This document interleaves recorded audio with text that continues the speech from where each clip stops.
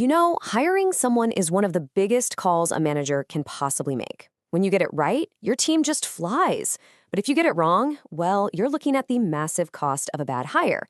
And forever, the main tool for this decision has been the interview, often guided by a simple, powerful, and frankly, a deeply flawed metric: our gut feeling. So let's really get into this because this is the big question we're tackling today. We all love to trust our instincts, right? That little feeling that a candidate just clicks. But what if? And this is a big what if. That feeling is actually leading you completely astray. What if it's just introducing bias instead of bringing any real clarity? That traditional, super casual interview, it's basically a minefield. Yeah, it feels comfortable, kind of like a coffee chat, but that's exactly where our unconscious biases love to hang out and thrive. This right here is the gut feeling trap, and it is time we all learned how to get out of it. So, look at this. On one side, you've got the unstructured interview, that free-flowing, casual chat that's just loaded with risk for bias. You might end up hiring someone you'd want to grab a beer with, but not necessarily the best person for the job. And then on the other side, you've got the structured interview. Here, every single candidate gets the same questions and is scored on the exact same scale. It's all about fairness and, more importantly, effectiveness. And listen, this isn't just some academic theory. I mean, huge companies like Airbnb had to learn this lesson the hard way.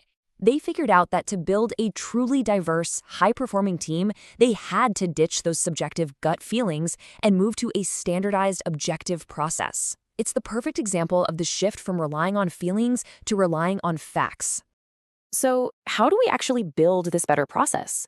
Well, it all starts by bringing some real, deliberate structure to the conversation. And the goal is to focus not on what a candidate thinks they would do, but on what they have actually done. And the key tool for this is what we call the behavioral question. The whole idea behind it is simple, but it is so powerful. Past behavior is the best predictor of future behavior. So instead of asking all these hypothetical questions, you ask for real-world examples from their actual past experiences. So think about it. Instead of some hypothetical like, how would you handle a difficult client? You ask something concrete, like, tell me about a time you actually handled a difficult client. See the difference? This simple little change forces the candidate to give you a real example, which gives you hard evidence of their skills in action, not just some polished, theoretical answer they rehearsed. And the benefits here are just crystal clear. A structured process dramatically cuts down on bias, it's way better at predicting who will actually succeed in the role, and it makes sure every candidate gets a fair shot. Most importantly, it keeps the focus on what really matters, their KSAOs. Oh, and that stands for knowledge, skills, abilities, and other characteristics. The core stuff needed for the job, not just a vibe. Okay, so structure is the foundation. But let's take this to the next level, because the real revolution in hiring today is about powering that structure with data. It's about finally trading in those feelings for cold, hard facts. So what is data-driven selection? It's simple. It's using metrics and objective scoring to make your hiring decisions. This is the final nail in the coffin for the gut feeling hire. Instead of sitting around debating which candidate we liked more, we just look at the data and see who scored highest on the criteria we decided on beforehand. And here's what that actually looks like in practice. It's a hiring scorecard. For each key skill, like communication or teamwork, every single interviewer gives the candidate a numerical score. Then, at the end of the whole process, you can see at a glance how candidate A stacks up against candidate B, based on actual evidence, not just some vague impression. And this right here is the crucial point. This elevates the entire recruiting function. See, it's not just about filling seats anymore. It's about becoming data storytellers, where you can prove with numbers that your hiring process directly leads to better business outcomes, like higher revenue or better employee retention. Now, I know what some of you might be thinking. Doesn't all this data and structure and scoring feel a little cold, a little robotic? But you know what? It's actually the complete opposite. A fair, transparent, and data-driven process is one of the biggest drivers of a positive candidate experience. You have to remember, recruitment is marketing. Every single interaction a candidate has with your company, from the very first job ad to the final email they receive, all of it shapes your employer brand.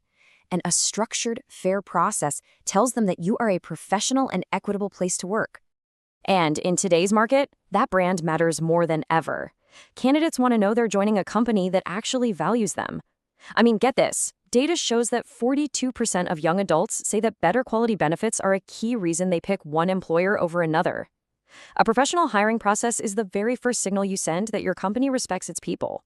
Look, to attract top talent today, you've got to be transparent about pay and remote work.